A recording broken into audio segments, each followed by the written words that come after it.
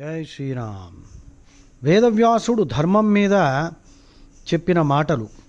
లోకయాత్రార్థమేవేహ ధర్మస్య నియమః కృతః అంటే ప్రపంచ వ్యవహారాలు నడుపుకోవడానికి ఉండేది ధర్మం అన్నమాట.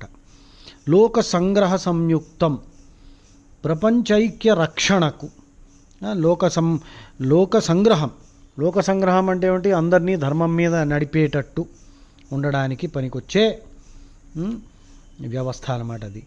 తర్వాత సమస్త జీవులకు పురోగతిని అభివృద్ధిని కలిగించడానికి ప్రభవార్థాయ భూతానాం ధర్మ ప్రవచనం.